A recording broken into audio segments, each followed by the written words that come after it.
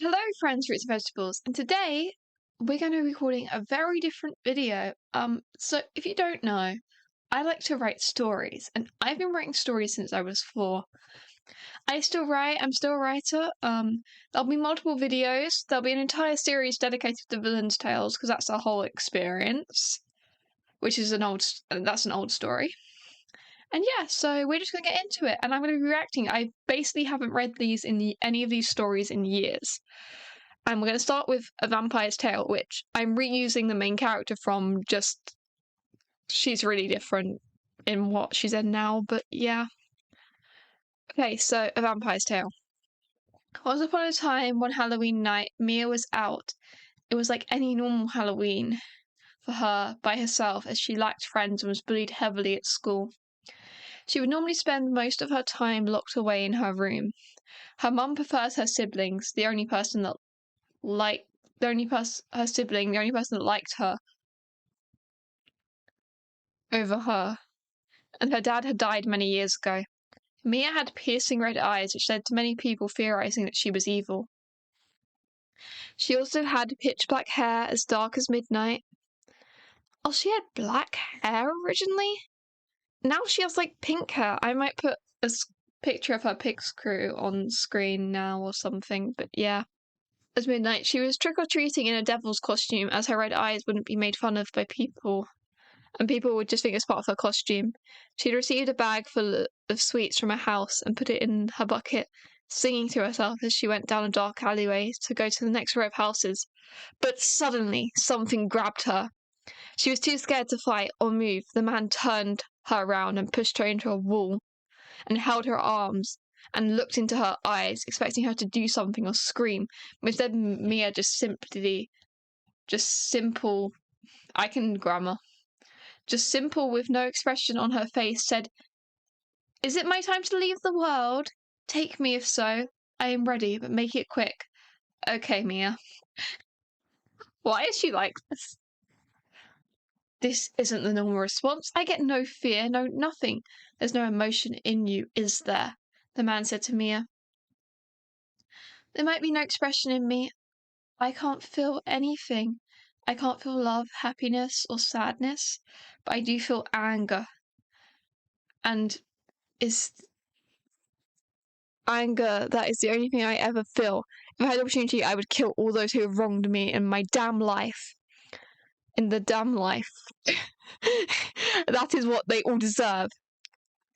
Said me, the anger flaring in her.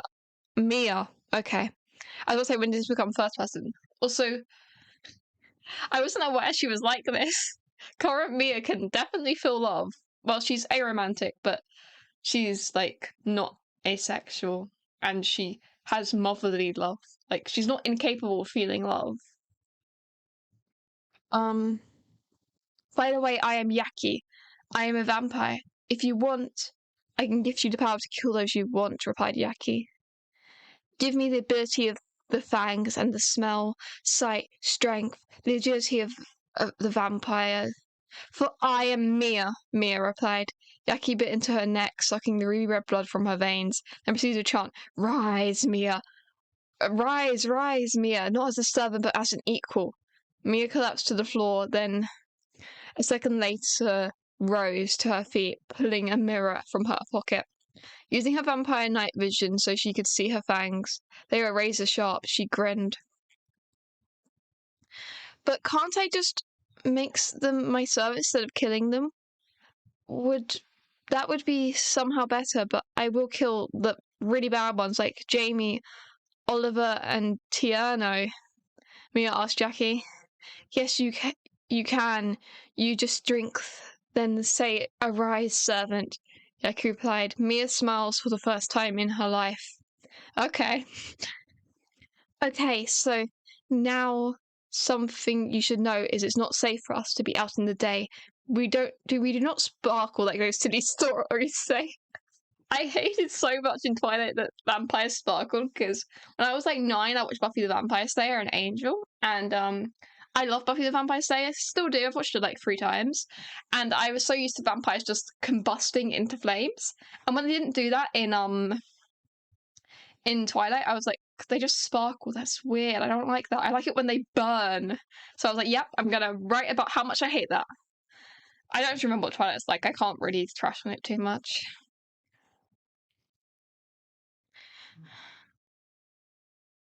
Don't worry, I will have plenty of fun, Mia said, smiling. This is going to be the deadliest Halloween ever. Mia's first target was to get some servants. She was thinking of all the bullies that had wronged her. She picked out 3, Pippi, Ty, and Sam. They were all together trick-or-treating. She then went down an alleyway, and she then went down an alleyway, and Mia struck, sucking all the blood till they dropped, then chanting, "Rise, Pippi, rise, Ty, rise, Sam, as my servants." They all got up, then kneeled down. "What can we do for you, my queen?" they all said in sync, as they were all vampires and had extra strength. She said to them, "Go get me Oliver, Jamie, and Turno. Believe them alive. I want the honor." "Yes, my queen," they all replied, with once again in sync. About an hour and a half later, they arrived back with the bullies, and Mia led them to a secluded abandoned house that was in reasonable shape that she chose to be her lair. She had her servants tie up the bullies, and she walked to them. "Mia, why are you doing this?" Oliver said, shivering. The other 2 were too scared to talk. "Because karma comes around, and I am sick and tired of you." "Hurt them," she commanded to her servants. They kicked them all in the stomachs repeatedly till Mia yelled, "Stop." The bullies were all in pain. Mia smiled.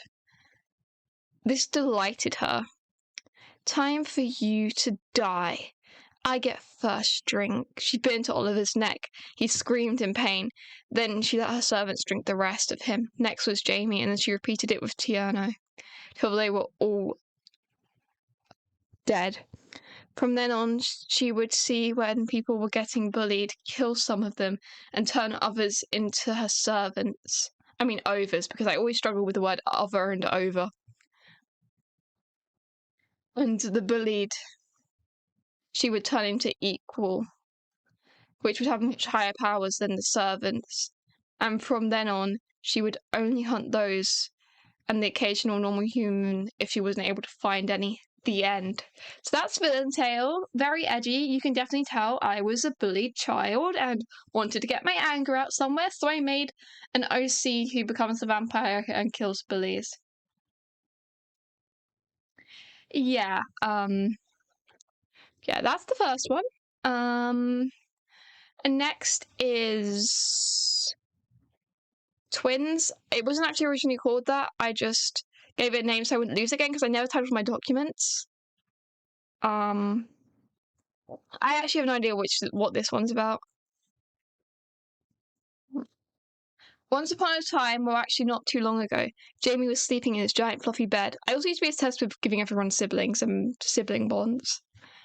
Jamie was happy as there was no school for 6 weeks. He hated school so much. You can tell I'm British because 6 weeks summer holiday. He always got picked on by the peasants, but he knew they had no future as they had little money. He had a lot of money. One may even say too much money for a kid aged 15. He had blonde hair that was as gold as a golden bar, and his eyes were as blue as the sea. He lived with his dad and his stepmom. His mom had left them when he was quite young. He was an only child. He was mainly disliked as he brags a lot. He had a few friends who were rumoured to only hang out with him because he brought them things. I think he might be rich. He was home alone for a week, as his dad and stepmom had gone to China for the week on a nice holiday. They wouldn't bring him because they thought he would embarrass them. He would be lonely if he didn't have his pet owl, Sierra. She was a beautiful brown owl with eyes as dark as the night. He decided to go outside and take Sierra for a walk because everyone walks their pet owls. To the football field. He loved football. So he let Sierra out of her cage. She sat on his shoulder. He picked up his leather football that was in his football room, because of course he has a room dedicated to football, and then he left the house to go to the forest, which was nearby. He was pretty confident that he knew his way there. A few hours had passed now. He had realised that he was lost. He muttered under his breath rude words. I also used to be very against swearing. I think at the time of this story, I was like 13 or 14. But I refused to put swearing in my stories for like so long. And then it's my current story where characters swear like there's no tomorrow. Well, actually, it depends. Sometimes they swear a lot. A few hours passed, he realised he'd lost. He muttered rude words. And how he should have taken the pathway. And now it was starting to get dark. He knew that no one would know that he was missing, as his parents were away for a week. He wondered how long he would be lost for, and if he might die. He decided to try and build a base for the night, as he was scared and may need shelter. As this is England, a very rainy country even in summer. He found some big logs and started leaning them against each other, but they kept falling. It was starting to get dark now. He started to cry, "Mummy!" He shouted. He was scared. Jamie decided to keep walking and see if he could find anyone. Sierra was still on his shoulder. "Sierra," he said. The owl looked at him. "Stay close to me. I'm scared," he said. She chirped at him. Meanwhile, "Oliver!" shouted Oliver's mum. "What?" Oliver shouted back. Oliver had dirty blonde hair and brown eyes. "Saying what to your mother is not polite. Would you go to the shops and buy some fruit?" she replied. "But I like it here in our beautiful little college," Oliver moaned. "The college was I can speak. It's 2 a.m. Give me a rest. The cottage will still be there, Oliver." His mum looked at him and sighed. "Just go, okay?" "Fine," Oliver replied moodily. Oliver left the house and ventured into the forest. He knew the forest inside out. He had been born in and lived there his whole life in the little cottage in the middle of the forest. He knew where every crystal blue river was to every tree. He walked through the forest with confidence. Meanwhile, back to Jamie. "Ah!" Jamie screamed. There was a wolf. Wolves definitely haven't been extinct in England for like longer than I've been alive. I just like wolves. He turned around and ran. Sierra flew off his shoulder and up into the sky. The wolf growled and chased after Jamie. The wolf caught up to him. It bit his arm. Jamie saw ruby red blood pouring. I have no way to describe blood other than ruby red pouring, and he screamed in pain. Then he saw a stick fly at the wolf, and the wolf ran away. And he saw a shadow behind him. Without turning around, he asked, "Who is there?" "Hey, my name's Oliver. Are you okay?" said Oliver, reaching out a hand to help him up. "Yes, I am fine. I didn't need your help," he said, slapping away Oliver's hand. Oliver looked at Jamie and sighed. "First of all, your eyes are red, which suggests you were crying out of fear for your life. And by the way, you are so stinky, I can tell that you were sweating, because you were scared."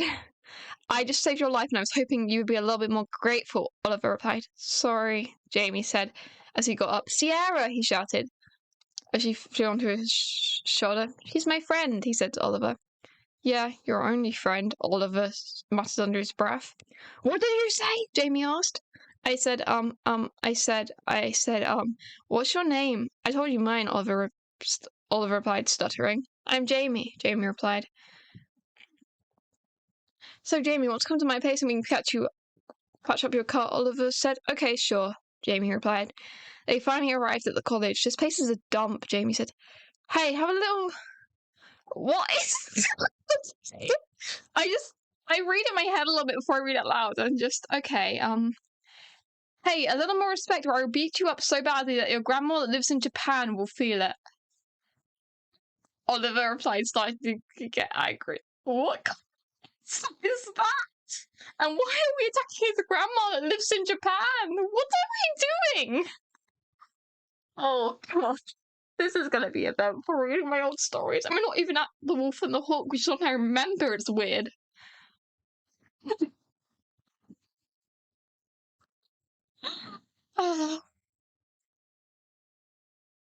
"Sorry," he said. "It's just you don't understand. You have all this money. I have barely anything. I am poor, okay, and you are rich," Oliver replied sadly.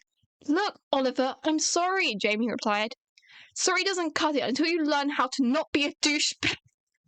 Oliver knocked and his mum opened the door and saw Jamie and shouted, "Jamie!" Jamie was instantly confused, and Hollis woman he had never met knew him. "How do you know my name?" he said. "I know because you are my son. You see, when you and Oliver were little, me and your father broke up. I wanted to take both of you twins, as your father had really hurt my feelings, but he only let me take one of you and forbid me from seeing you. But I need to know how my son looked. So I went to the mansion and watched you play football from the bushes. Now it seems like you're hurt," she said. "So wait, you're saying this thing is my twin brother," said Oliver, looking at Jamie. So wait, you're saying this peasant is my twin brother?" replied Jamie. "I hate you," Oliver said to Jamie. "I know," replied Jamie, grinning. "But you see, your father raised you to be a mean, spoiled brat." "God," their mum said. "Yeah, I suppose he did. Mum, can I live with you and Oliver? I get so lonely at home." "Of course," she replied. I don't know how he just manages to do that. Why couldn't that have happened from the beginning? But if I'm going to be living with you, I guess I should be friends with you, brat, said Oliver. "I agree, peasant," replied Jamie, and they laugh. Not laugh, they laugh. About a week later, they'd all gone through court. Because parental court normally works that fast. Jamie would be living with his mum and his twin brother, Oliver. Commas are a thing past me. They became the best of friends, and Jamie started to be kind. He was happy, and so was his mum and brother, but his father wasn't. His father and stepmother wanted Jamie back, but they had lost the court trial. They were determined to find a way to get him back, whatever it took. They wanted him back so much they began to plan their evil scheme to get their son back. To be continued, and then it never was. That one was eventful. It was funny, and I like the plot twist. It technically wasn't a plot twist because I titled it Twins. I don't think court works that well, so I don't think it has much for realism. But you know what? It's not that bad. It's not that bad. Okay, this is one I've been looking forward to, The Wolf and the Hawk. The Wolf and the Hawk is one that I'm still technically writing. It's just now it's been renamed to Animal Warriors, and there's been a lot of changes. So this is extremely different from the original. Other than, like, Luna is the main character and is the wolf warrior. And this one was written when I was, like, 12 or 13. So this one's going to be probably the worst one. But yeah. Let's get into it. Chapter 1, I'm No Lady. Luna was the daughter of a blacksmith and one of 9 children, 4 brothers and 4 sisters. Her brothers got to learn how to make swords and fight, which she thought was fun, but her and her sisters were forced to do cleaning, the mending, the sewing, the cooking, and loads of other things a lady should do. Luna was sick of it. She wanted to be able to fight. She wanted to travel. She wanted to learn how to make swords. She wanted to live a little and adventure. I had a thing for just, like, having female characters that were really typically masculine. That was not a sign in the slightest. You know?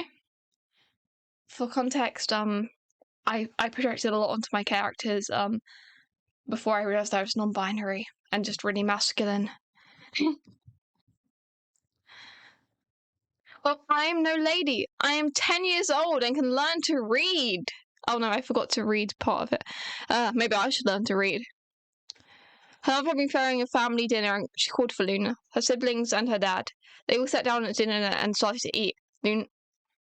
Luna said while eating some chicken, "Mom, Dad, I really want to learn how to fight." Her dad looked at her with a shocked expression on his face. "First of all," he said, "don't talk with food in your mouth. That's not how a lady eats. And ladies do not fight. You shall dishonour us if we allow a lady to fight." Luna looked at him exasperated. "Well, I am no lady. I'm 10 years old, and can I learn to read?" she said. She had already taught herself to read, but she wanted to see what her father thought of a lady reading. "A lady reading?" he shouted. "Don't be ridiculous. You are being really rude, and this is not a way a lady should or shall behave. I will not hear anything more of this. Go to bed now," he ordered.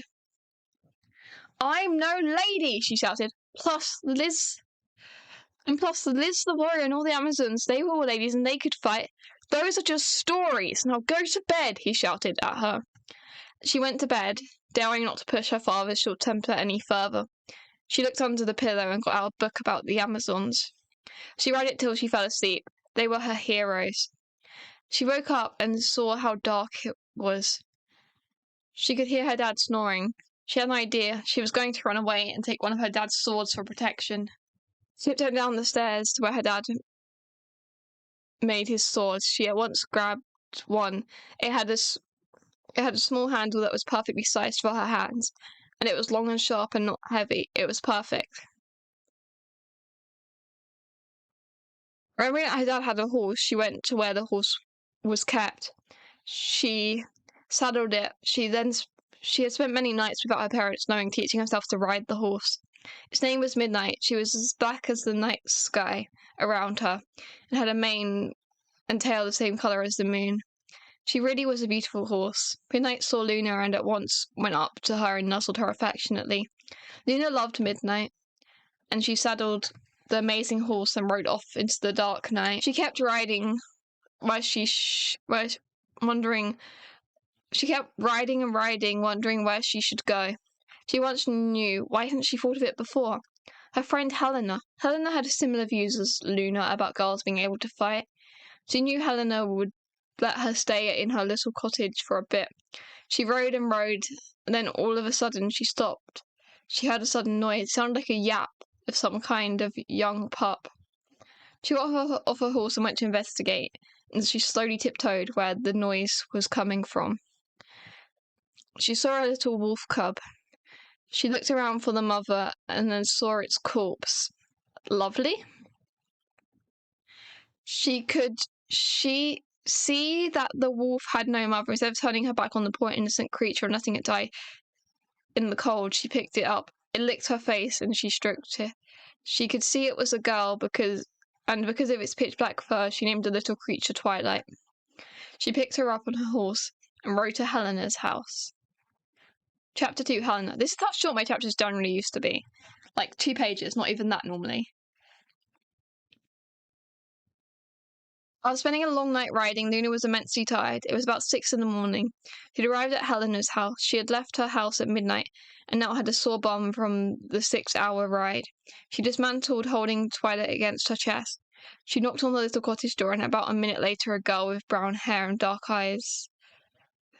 She wore dark boy clothing because she found the stuff girls wear to restrict her movement quite a bit. She also had a hawk on her shoulder. Hawks all seemed to love her and obey her. I mean, you know. Luna, it's been so long, she said, a smile on her face, as she went up to Luna and hugged her. Who's this? She said, looking at Twilight. This is Twilight, my pet. Wolf. I found her next to her dead mother, the poor thing, replied Luna. Helena replied with, well, I have cows, and cows produce milk. Okay, Helena. Cows produce milk. Character of the year. Quote of the year. You know, we're only 3 months into the quote, but that is quote of the year. Cows produce milk. Yes, Helena, I know cows produce milk. I'm not dumb, interrupted Luna, giggling. Helena started laughing as well. It was so good to be with her friend again. Well, what I was trying to say is that we could use the cow's milk to feed young Twilight, said Helena. They went inside the cottage and Helena went outside and came back in with a bottle of milk and passed it to Luna. Feed Luna to Luna, fed the milk to the young pup. Helena then brought out a basket that she had filled with blankets for Twilight. Luna went to put the pup in the basket, but as soon as she had, the pup started whining and howling. She picked the pup up and it licked her affectionately. She sat down on the sofa and put the pup on her lap. She then fell straight asleep. Helena went to the garden to pick some fruits that had grown in the trees. After doing that, she went inside and washed them and fed them to her hawk, whose name was Harry. I'm pretty sure I have a character. Yeah, I have a character called Harry. She then started teaching him how to fight. She knew he would be of great use to her in battle, as hawks have very sharp claws. Several hours had gone by, and now Luna was awake, eating some of the fruit from Helena's garden and drinking a glass of water from the stream Helena owned. Luna was seeing if the pup was ready to start eating meat yet. Helena had a scrap of meat and gave it to Luna. Luna gave it to Twilight, and the pup ate it obediently, as Luna told Helena about the events of the previous night. Hungry Dad really isn't that fun. He is just boring, said Helena. What do you plan on doing now? Adventuring, replied Luna, as she looked at her sword and patted Twilight on the head. And then Helena said, well, if we are going to go on an adventure, we're going to need resources like food. She looked in one of her cupboards and got out a whole lot of money. Where did she get all that money from? Where did you get all that money from? Exclaimed Luna, surprised by how much money the 10-year-old had. I earned it by selling fruits. It took me a while, but I have got enough to buy what I need, she replied. You have £6. £6! We can buy so much with that. This is because I searched, like, currency exchange from, like, years ago, and, like £6 was worth, like, loads back then, but it wasn't called £6. It was, like, probably something completely different. Yeah, I don't remember exactly, but yeah. First of all, we need to calm down. We're not going to go around spending everything. Secondly, you don't need to repeat yourself. I can hear just fine, replied Helena with a smile on her face. Well, first of all, I need to get rid of these silly girl clothes. This is just generally the way I used to write. And get some comfy boy clothes. And then we need meat for Twilight and a pouch to keep drinking water in. And Luna said, full of excitement, once again, calm down, let's go and buy that stuff we need, and then we can set off. I actually love adventure so much, said Helena happily. Chapter 3. Town.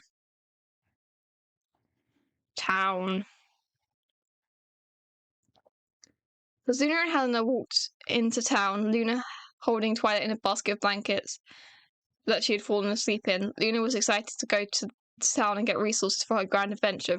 She went to a store and she saw was supplying boy-like clothes. She went to the store and bought some brown legwear and a brown rugged leather top. And there was also a nice fur cloak she proceeded to buy. Hey, little girl, shouted a tall man in a suit of castle-forged iron. What's the little lady like you doing with a sword? He asked. What's the man dressed in iron like you doing with a sword? She retorted. A great comeback, Luna. I love Luna. Luna's always had such a special place in my heart, mainly because I projected onto Luna a lot, as you can see in this story. But like current Luna, I adore. Like current Luna is like, I know I keep rambling about my own story that isn't related to this, but that's going to happen because my stories and my OCs are literally my special interest. So yeah, it's going to happen. And Luna is like the protagonist of Animal Warriors and really cool, and so much cooler than in that. And I think Luna's pretty cool in this one as well. And just Luna's just special to me.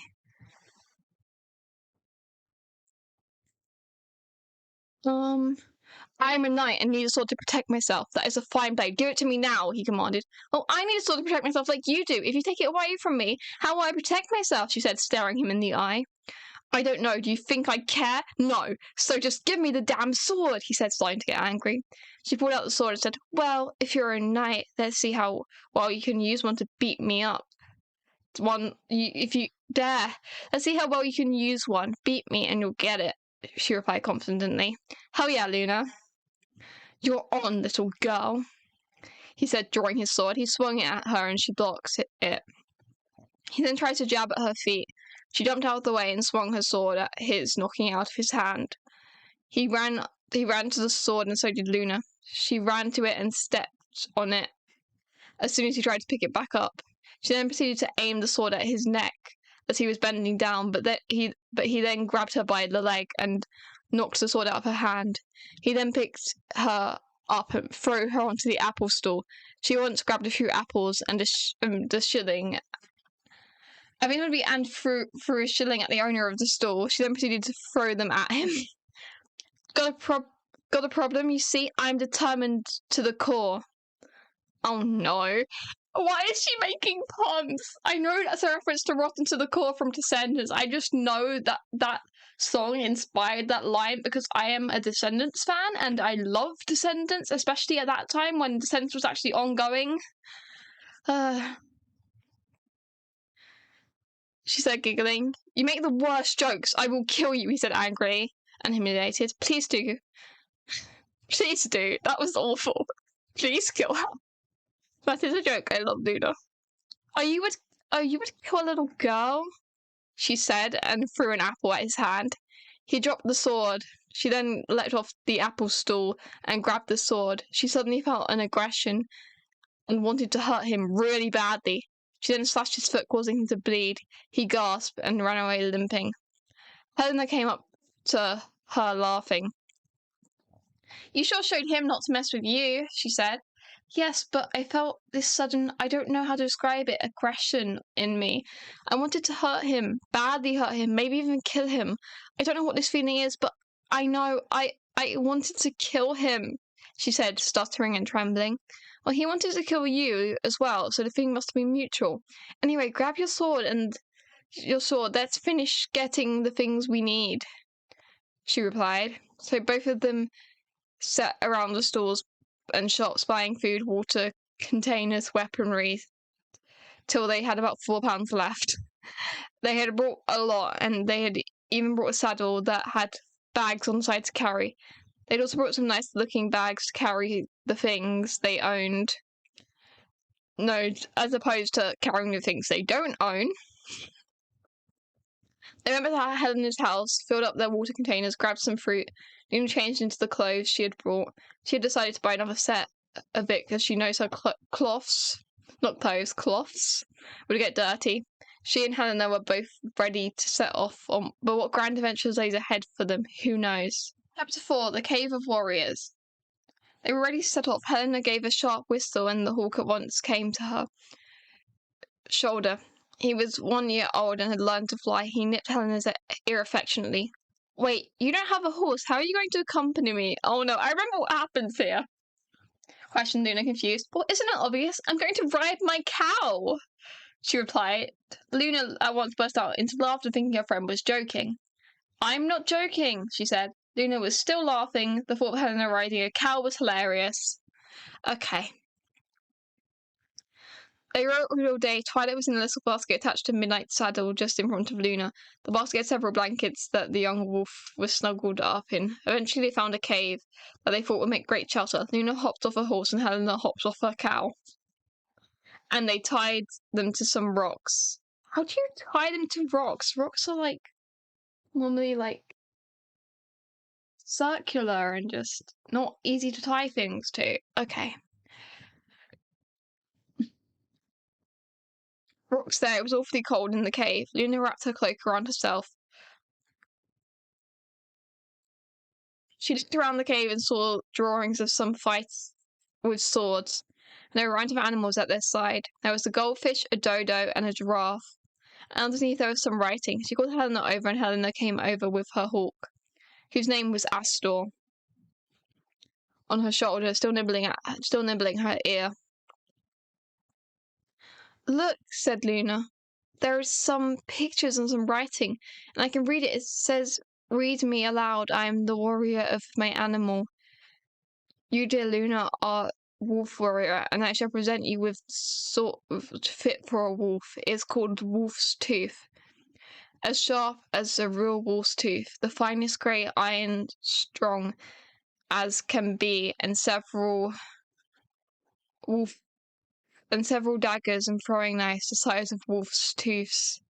Suddenly the wall opened and there were the weapons and a thick cloak the size Luna felt size Luna felt it. It felt like wolf's fur. It said next to it, artificial wolf's fur. Luna put it on. It had a belt for her sword, and she went over to the sword, and she saw that it had wolf faces engraved in it. She took the sword out of its case, and there was a picture of wolves engraved onto the fine metal daggers. They were quite similar looking to the sword. The put wolf's tooth on one side of her cloak, and the sword she stole from her dad on the other side. She put wolf's tooth. My grammar was very bad. Like, my grammar still isn't good, but this is a little bit difficult to read sometimes.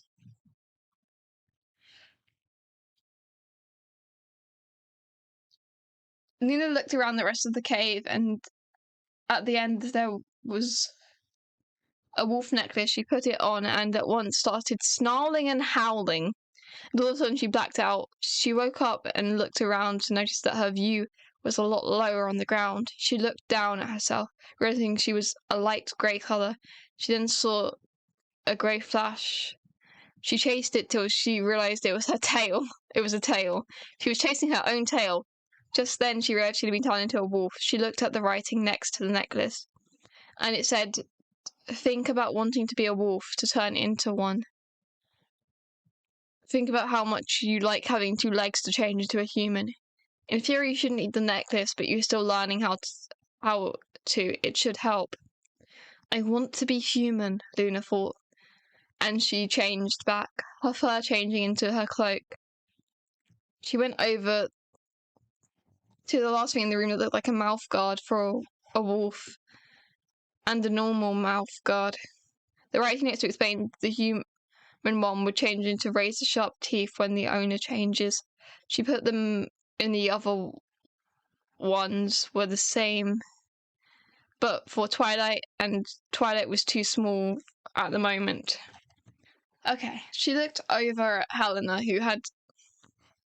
That's what I mean, I always get other and over confused. At Helena, who had a small... who had cloak made out of white hawk feathers that had fallen out of their wings.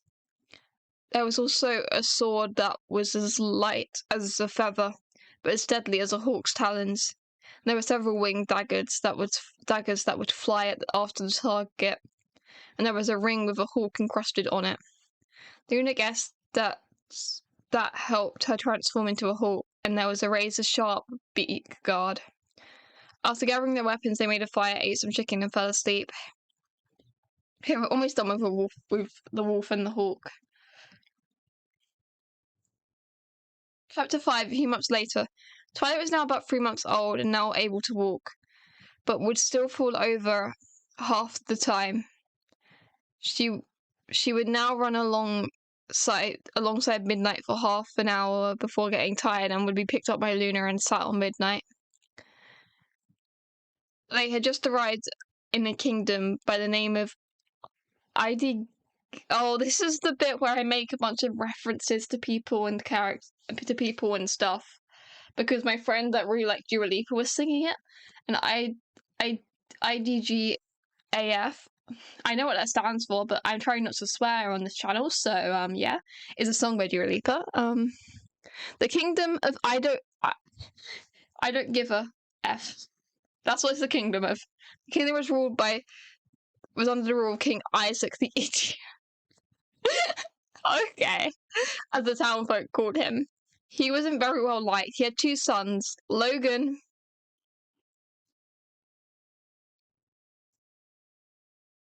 and Jake, the younger one. No prizes for guessing who that's referencing. They both have golden hair and an IQ level below 60, and are both hated by the town as well, because they have so much money and let it get to their heads and think so highly of themselves, and always say things and get bad publicity. I wonder who that's referencing. Damn, that's crazy. He also had a daughter called Jira, who is 14, and is referred to as the only good member of the royal family. She is pretty and has brown hair and a great singing voice. As they walk through the kingdom, they see some stalls, decide to have a look, and go up to a food stall owned by an 11-year-old pale girl with orange hair and white tips. It's Freya! Both the times I've written Animal Horrors, that's the Wolf and the Hawk, I've never gotten far enough for Freya to actually be in it properly. But Freya is so cool. when I eventually managed to write Animal Warriors. I forgot that Freya was actually in the first one. I thought she was only actually in the second one, but nope. Or the second draft. Which I will not be showing because that's too close to like the actual story, so. As they walk through the kingdom, they see some stores and an 11-year-old, which looks quite like a fox. She also seemed to have a pet fox that is sleeping behind the store. Hey, my name's Freya. How may I help you two today? If you're looking for fresh meat or fruit, you've come to the right place, my friends, said Freya. She seemed like a rather friendly girl. Then a woman came out of the house behind the store with all her other kids who got to run off to play as much to play, and each seemed to have a pet of their own. All of them except the newborn baby that the mom was holding. The newborn seemed to have something wrong with its face, one eye bigger than the other. Her mouth was lopsided and her nose, well, there isn't one. Luna feels glad that the mother didn't throw the child away. She still remembers when... Okay. I wasn't aware... Okay. There's casual mention of... She still remembers when her triplet sisters were thrown down the river for having the birthmark of a lily on each of their heads. She knew they were probably all dead. Thanks, holy Daki, that the young child had got a loving mother. That's a reference to Tiger Lily, but Tiger Lily is set in the modern day and has always been set in the modern day. Is Luna like a grand ancestor of Tiger Lily? You understand who Tiger Lily is when I read Villain's Tales, but like, is Luna just a grand ancestor of Tiger Lily and the Lily Bath Mercs are like a family thing? Is this what this is? Because the rules of those universes are very different, even in the original draft. Or does everyone just throw away their children when they have lily birthmarks? Okay. Oh yeah, I'd love some chicken and some bread, said Luna politely. Sure, said Freya, cheerful as ever. Said Freya cheerfully as she got some chicken wrapped. It then wrapped the bread. Luna paid her some coins. Have a nice day, said Freya. You too, replied Luna, as her and Helena left the store. Luna, I have to go meet someone. Let's meet here in like an hour, said Helena before rushing off. Okay, bye, then said Luna, who was quite confused. Oh, this is the... Oh no. This is the bit I always remember and just tell my friends because it's funny. What was that all about, she thought, and then shrugged it off. Threw some chicken at Twilight, who gobbled it up without even a second of hesitation. Luna then proceeded to explore the town for a bit before accidentally bumping into someone. I'm sorry, I should really look where I'm going, said Luna apologetically. This line haunts me even to this day. You're not cheese, you're a cantaloupe. Eeyore.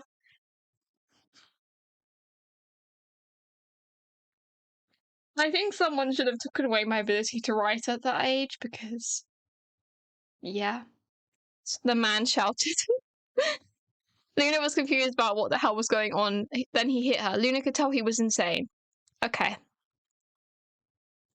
As she was about to draw her sword, she saw she was surrounded by 10 men, each holding a knife.